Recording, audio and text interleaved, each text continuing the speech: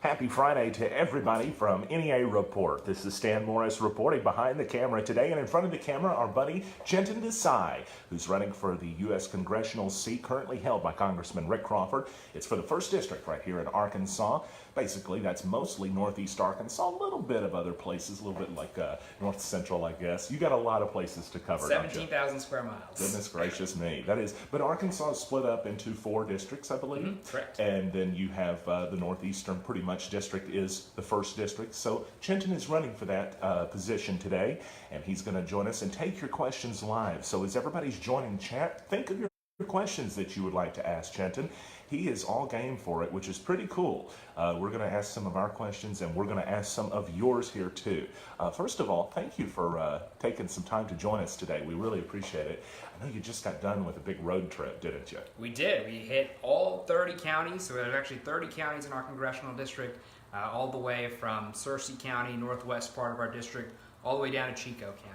Borders 4 U.S. states, and we visited every single one over the course of 30 days. 30 counties in 30 days. 30 and 30. July, correct. And so where were you finished up? You just got done, I think this week, this week we're talking, you were in Mountain View, was it? So we finished up with the northwest counties. We actually finished with a town hall in Helena, which that's part of what we're doing, which is pledging to hold a town hall every single month when I'm elected. And we want to start that now. So we actually are going to hold town halls leading up to the election at least once a month. So we're starting that early in terms of listening to people and making sure they feel represented.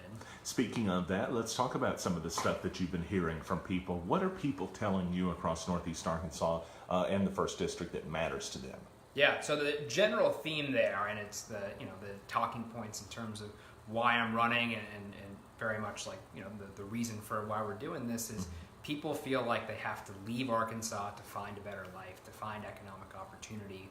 And the parallel there is to my own story, the story of my parents who had to leave their country of origin, who had to leave their friends, family, loved ones, everything they knew, to come to a place where they had no resources, didn't know anybody, and had to work incredibly hard to make that better life. And there are too many Arkansans who feel like they're not getting that. And there's a few things that we've focused on in order to make sure that people feel like they are getting that. And I think it starts with making sure we have a good, solid education, making sure that we are investing properly in education, 2, protecting and lifting up our farmers who are incredibly hurt by this trade war that's happening right now. That's been sparked by the Trump administration. We need a congressman who's going to fight for them, who's going to stand up for them, and that's not what's happening. And then there are people who are also very concerned about health care and what that means, what the president's actions, what the House Republicans' actions will mean in terms of their coverage. We know the ACA has been a boon for communities like ours in terms of people being covered and being able to access health care coverage. What we need to do is expand that and make sure that it continues to be affordable, continues to be high quality, and the proposals by Republicans in Congress, including Congressman Crawford, would send us backward. So let's talk about Arkansas's improvement in the areas that we could work on. You mentioned education. I know from studying statistics, Arkansas lags behind significantly in that. I know that we're number 1 in the nation in teen pregnancy. I know that our education is darn near last in most measurable. If it's not, it's in the top 40s. What can we do? How do we improve that? And I'm not just asking for you, like what would you do? Maybe some advice for us. What do we need to focus on? Yeah, there are 3 things that I would focus on, and I think they translate well to really any community. You need to start kids earlier.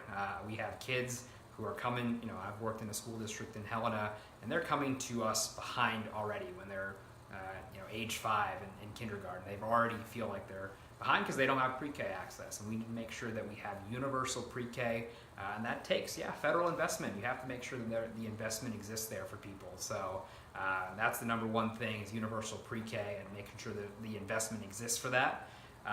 2, we have to pay teachers what they're worth, and I applaud our Democratic nominee for governor, Jared Henderson, who recently laid out his plans to make Arkansas the best place in the country to be a teacher, and I fully agree with that. We need to make sure that teachers feel like they can be successful, feel like they're professionals in their work, and part of that is just paying teachers what they're worth. There are too many teachers who leave the profession after 3-4 years. And I'll tell you what, from my own experience, it takes 3 or 4 years just to become a good teacher. So if you're leaving the profession at that time, that's incredibly problematic.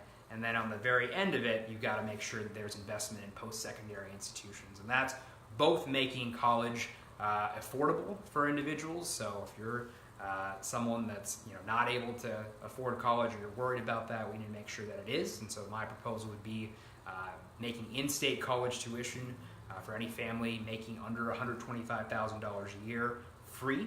And then in addition to that, we know that college is not for everyone, and that's what we've heard. So what we've incorporated into our platform is making sure that we invest in the Perkins Act and expand the Perkins Act. We know what that means in terms of career, technical, vocational training. If we invest in that, make sure those opportunities exist for people here in Arkansas, let's make sure that they exist, and then let's make sure they can apply those skills here in Arkansas. It goes back to, right, people feel like they have to leave Arkansas to find that opportunity. Let's not let that be even an option for people. So you brought up the college thing. That's an interesting debate that's going on. A lot of people are talking about free college. I myself look at it and know people that have multiple degrees that didn't use any of them, that had to find a skill that they were talented in and nurture that to make their living. Where do you kind of stand on the feeling of that? Is it something we need to look at with more vocational training, or how do you feel about it? So again, it's a combination. I think what we know is that if you have that any kind of training, again, whether it's college, whether it's career or technical training, but you need to have something post high school. If you just have a high school degree, your odds of finding success, of finding a good paying job are much lower. So let's make sure that we invest both in college and making sure that, again, too many people feel like it's not affordable, so they don't even try. So let's make sure that people here in state have that ability and feel like they can go to college at an affordable rate. And then if college is not for them, then yes, we absolutely need to make sure that they have the right career and technical training opportunities right here in the state. And we know those opportunities exist. People need plumbers, they need HVAC people. We know that, right, if you have your HVAC unit that's out on the 4th of July, you're going to pay whatever it takes to get that fixed. So again, I just want to make sure that investment is there and that people right here in Arkansas feel like they have those opportunities lined up for them so they can live a life full of choices. President Trump's policies, many of them have been harmful for Arkansans. The tariffs have been particularly harmful for farmers who are now apparently going to receive a bailout package, which is as a result of the tariffs. That's very strange. I don't remember a particular time in history where a president hurt an industry and then bailed it out himself with his own acts. In addition to that, you also have, for instance, the normalizing of Cuban trade, which was going to be a major benefit to Arkansas. The president demonstrated quite a bit of, it would seem to be a lack of understanding in relation to that particular instance. What would you say as far as working toward his efforts that have hurt Arkansans? What would be the best that we could do or fix or change? Sure. Farmers would rather have trade and not aid, and that's the clear message that we have heard time and time again from the farmers that we have talked to in person, right, during the campaign, particularly during the 30 counties in 30 days. They want markets. They want to be able to sell their products, their hard-earned products. And look, we've got a congressman who's been a full-throated supporter of the president's misguided trade war, right? He has bragged about the soybean tariffs literally on the same day that they hit a decade low. And he's talked about soybean exports being up, and that's fine. Even if they are up, think about that critically for a second. That means we're talking about a congressman who's bragging about soybean exports being up for a commodity that we are producing more of, but at the same time we're selling those commodities at their lowest prices in years, and he's bragging about that. And that's actually, to me, shameful. That's not what farmers want. They want to be able to trade. They want to be able to expand their market so they can make more money. That's what anyone would want to do. And what the president is doing right now is certainly not helping farmers, and the congressman certainly has not been helpful in being a complete supporter of that. Just those two examples I think we mentioned are potentially harmful or realistically harmful for Arkansas farmers. And I am just curious, if you were in this position, if you were elected, how would you approach trying to get the president to understand the plight of Arkansas farmers? Yeah, I would literally be right on the phone as much as possible with the White House. I would want to be speaking up, standing up for farmers here in the district. I think there is value in your voice as a congressman in terms of being an advocate for the people that you represent. And I think that would be what I would want to do. That's in direct opposition to what Congressman Crawford has done, which is essentially rolled over and gone along with these tariffs and actually been fully supportive of them. I think you need a congressman who's going to stand up and fight for people, and it's got to be as a result of listening to people, right? If Rick Crawford actually listened to people here in Arkansas, he would know that these tariffs are not popular, that no farmer wants this. Unfortunately, he's not doing that. He hasn't held a town hall in years. He shut down his Facebook page. He has constituent offices that have cobwebs in the doors, right? So it's a sort of a double effect of not listening to people and then sending the wrong message and advocating for the wrong message. Just a reminder to everybody that's in chat, we will read your questions to Chintan live. If you would like to ask any, just pass those along. We appreciate everybody that's joining us today and watching. Appreciate you for having us in today, your office here in Jonesboro. Absolutely. Thanks for being here. Yeah, sure. So let's talk about, as we're continuing the discussion in relation to the presidential politics aspect of it, we talked a little bit about Arkansas and some of the stuff that's affecting us here. I want to talk about the overall picture in general, because strangely enough, I am now the enemy of the people, based on the words of the White House and based on the lack of the press secretary disqualifying those statements when given the opportunity to. That's very concerning for many of us in journalism, because our role, despite the fact that all of us are humans, we all have our own beliefs, our role is to objectively bring factual information to the public and then let the public decide. Sure. When we bring those facts to the public and the facts are what somebody is angry at us for, it's concerning. Just out of curiosity, because you're in a different field, a different profession background, and in a different role in life right now. When you see the attacks in the press, what are you thinking when you see those? Yeah, it's incredibly concerning. I'm right there with you, right? Even during our last Republican president, we all agreed that the enemy of the people was the actual enemy, right? The people who were attacking us. Mm-hmm. And now we have a president who acquiesces to the actual enemy, the folks that, the other country that attacked our election system, the integrity of them. And the enemy of the people is the press, the people that are objectively trying to report the news so that people can be informed. And certainly the statements by the president, the lack of sort of denouncing those statements by the press secretary, I mean, it's concerning, right? And it leads to, it certainly, you're leading to not a good place. You're leading to, right, like a place where you're going into Orwellian 1984 kind of state where, the government can kind of control what people think and what people hear and what people listen. And this is sort of the start of that, when you're denouncing the press and sort of limiting their access to be able to cover things. So it's incredibly concerning. When I'm a congressman, I would want to make sure that I'm incredibly accessible to the press, and I would want to make sure that they are holding me accountable, because you're doing the job that not the everyday citizen can't do. They can't ask questions of a congressman every single day and know about what's going on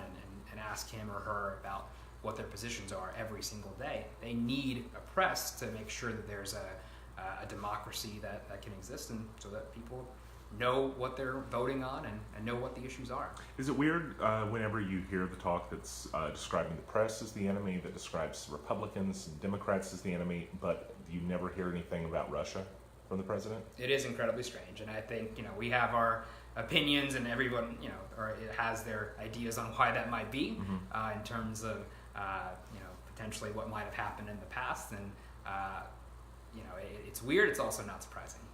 Is this how somebody would behave if they were compromised? Yes. Okay. Next, I have some questions. I'm glad you just went to that like that. That's great. We have some questions in chat I want to ask. Kevin Smith asks, what's your stance on abortion? Yeah. So what I would want to make sure that we are doing everything we can to limit the amount of abortions that are happening in this country.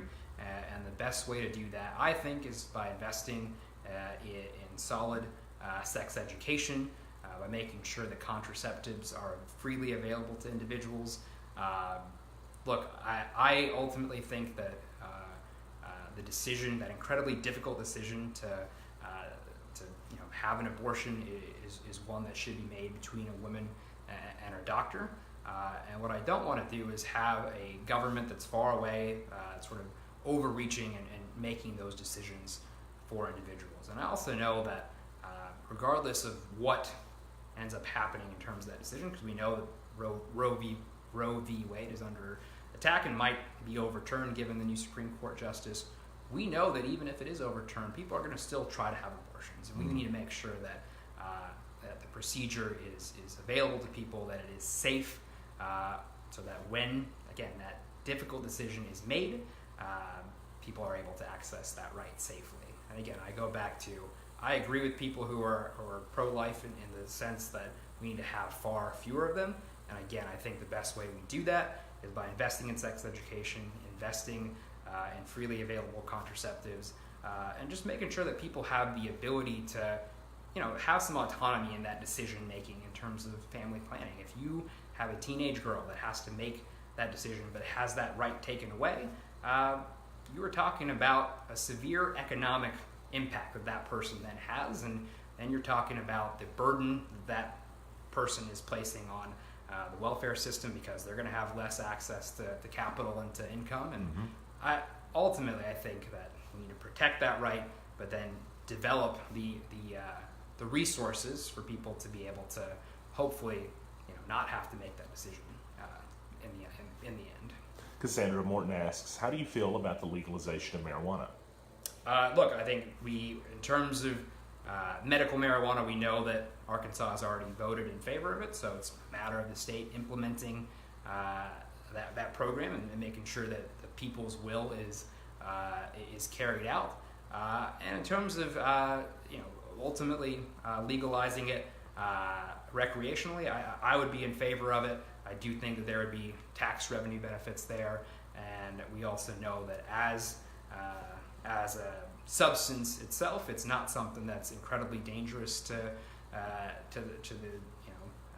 society, and we know that the time and resources that we're dedicating to imprisoning people because they're either selling it or possessing it is simply not the right use of resources, I think, in a country where we do need to fund things like education and fund healthcare. Instead, we're funding locking people up for possession of a substance that actually is not even that dangerous. Yeah, funding $10,000 police raids to bust a quarter ounce of pot. Clay Smith said, considering the 1st District is a heavily agricultural district, what previous knowledge and experience do you have in agriculture? Yeah, so I'll be the first to tell you that that's not my own professional background, but that doesn't mean that you can't listen to people and talk to people and learn about issues that they're facing. And I'll tell you what, I think the last year of campaigning and talking to farmers and learning about what they care about, attending agricultural meetings, we've started to go to some of these annual Farm Bureau meetings. That's been my experience, is actually learning firsthand from people about some of the things they care about and what they, what is on their mind. And no one's going to be the expert in every single issue, right? My personal background is in education. I've been an educator, and that's what I've done the last 9 years, but no one's ever going to be the expert in every single issue. What I've done, and we've been very deliberate in this, is making sure that we are talking to those individuals, those community leaders, those expert and content leaders in every issue, so that we can learn, listen, and then ultimately, right, have those opinions, have those views be reflected in our platform. I'll give you an example. The specific talk about expanding the Perkins Act and talking about career and technical training. That was not originally in our platform or something that we talked a lot about early on, but as the result of talking to community leaders, talking to education leaders, we said, well, look, people are incredibly concerned about that. They knew that college wasn't for everyone, so we said we're going to incorporate that language into our platform. I've been very proud of what we're doing in terms of listening, and so I'd say the last year of campaigning and talking to farmers directly and fighting for them and advocating for them on this stage has been my own experience in agriculture. Got some more questions. Want to tell everybody, by the way, thank you for joining us on NEA Report. You're watching a special edition of Stan Morris Reporting. We're live today at the offices of Congressional candidate Chintan Desai. We're in Jonesboro today, and our program is brought to you by New Wave Wireless, home of the $49 iPhone screen repair and family medical clinic of Bono and Walnut Ridge. We have a question from Tony Keller, who asks, what is your stance on the Second Amendment? Yeah, so if you're a responsible gun owner, lock and load. We need to make sure that those rights are protected, and I'll tell you what, no one, as far as myself or, we talk about President Obama during his administration, he wasn't taking anyone's guns away. If anything, gun sales and gun ownership went up during that time. That's true. Our opinion is that if you are someone that should not have access to a firearm, and we're talking about people who have a history of violence, a history of mental health issues, we need to make sure that we have procedures in place, and in many cases it is enforcing laws that are already in the books, but procedures in place to make sure that you do not gain access to that firearm. And that's been the case in a lot of these mass shootings, is individuals who really should not have had access to that firearm getting access. So we're talking about specifics. We're talking about enforcing background checks, implementing background checks, closing the gun show loophole, investing in mental health resources. So we're talking about addressing the cause and root causes of some of these issues. There are tools in terms of bump stocks and other things that make a firearm even more deadly than it needs to be. And I would argue that you probably don't need that to shoot deer or to protect yourself. So again, I go back. I want to protect individual Second Amendment rights. It's in the Constitution. No one's changing that. No one is trying to say anything about that or go after that. I just want to make sure that we are doing everything we can to protect people and ensure their safety. And what about my right to own a howitzer? Yeah, right. Sorry, I mean, again, I don't know that you have that right is explicitly stated in the Constitution. That's the 22nd Amendment, I think. No. How do you feel about money in politics? That's from Leah Johnson. Yeah, it's unfortunate that it plays such a big role. What I will say, and I have to sort of start with this, is that it does play a role, and it's unfortunate, but I get it in a sense that if you believe in me, if you believe in our candidacy, if you believe in what we're doing, I think it makes sense that translates to people, giving as sort of their way to say, I believe in you, and go fight for us, and use these resources. Because guess what? We're in an office right now, and I have to pay rent every single month, and I have full-time staff members, and I need to pay them every single month because they've taken a chance on me, and I got to make sure they get paid every month. So, in that sense, I get it. But at the same time, if we're talking about dark money, if we're talking about unlimited money, the corporate PACs that essentially can influence election but have no accountability because you're not listing donors there, that's what I think is problematic. And I think there are things that we could do there. There's the constitutional amendment to overturn Citizens United. That's what I was going to say. We could make sure that there's more stringent reporting requirements on some of these PACs. There are some things that we could do to limit that unlimited dark money. That's what I think is problematic because, I get the role that money plays in politics. I get that I have to be able to, fund what we're doing and fund our message spreading. At the same time, I'm competing against an individual who's going to be able to get checks that are far bigger than what we'll ever be able to get. Yeah, and as mentioning here from my background in campaign finance too, there was that limit for individual donations, but then you have corporations donating or spending certain amounts of money on it. Then essentially on behalf of the candidate. Right, kind of literally kind of a bypass around the law. Yep. So understanding that. So as we're moving along here, we've got a lot of people in chat. One person mentioned, and I wanted to bring this up because one person mentioned something I think is correct. We need changes in our mental health system. I know she said that they're starting to make changes, but we definitely need to address it. That's hard to argue with because you hear stories of people in severe mental distress, and you hear stories of people in the community trying to get them help and trying to get them into a place and still not being able to. It scares me when we're at the place where there could be a sheriff down the road that's trying to get a dangerous person committed, and they can't, and within 2 weeks, law enforcement officers in a fatal shootout with them. And I'll tell you, to that point, right? Like some of the biggest proponents of focusing on mental health care and investment in mental health care have been sheriffs, have been the law enforcement in different communities saying we need help. you want us to help, protect you all. You want us to, enforce the law, but we're not giving help to the people who need it the most. And as a result, they're actually committing some of these violent crimes, getting into trouble. And again, it's sort of a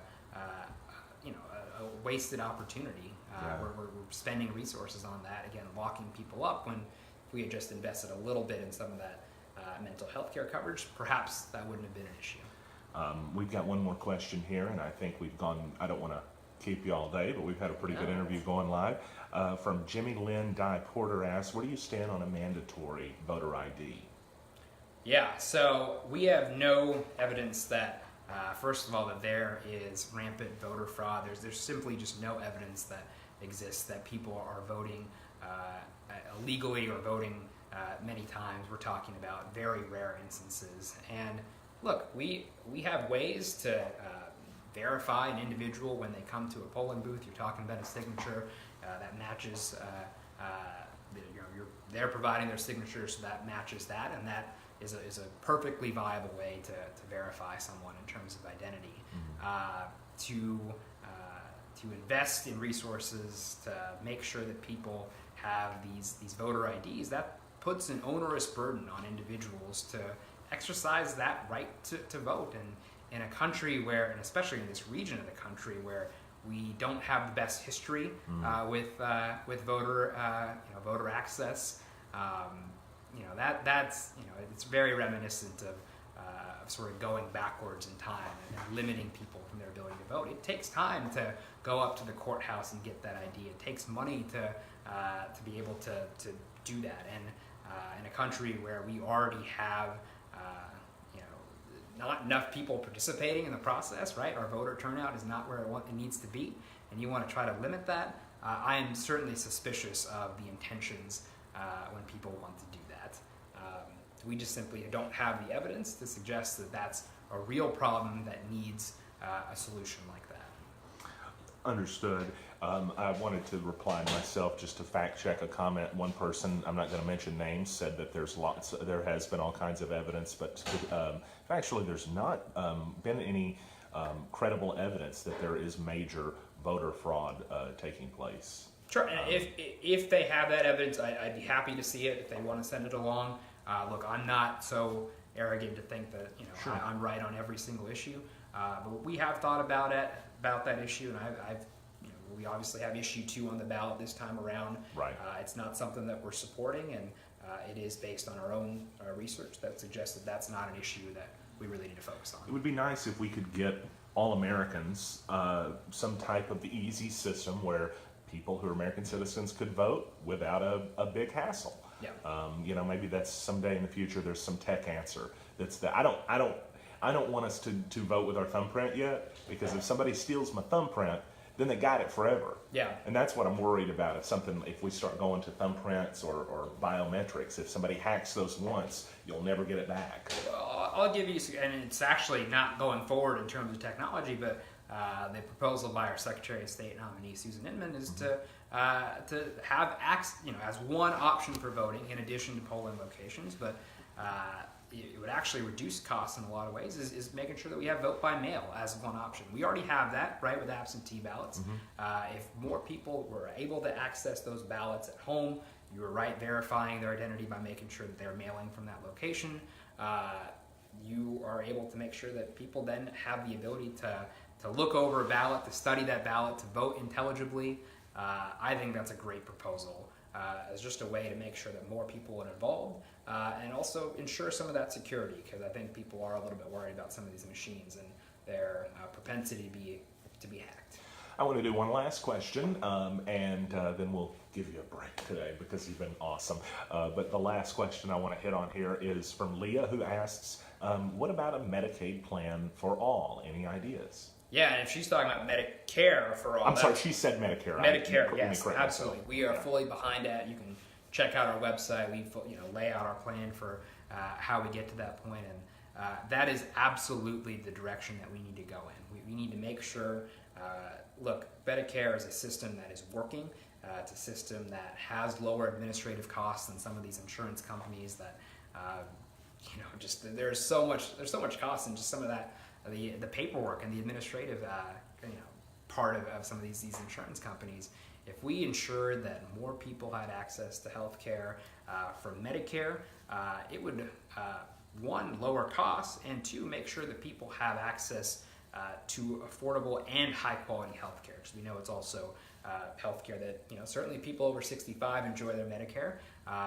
If our goal is to make sure that more people are covered and make sure people are getting affordable health care, then I absolutely think that's the direction we need to go in, is expanding Medicare and not cutting it, which is exactly what Congressional Republicans want to do.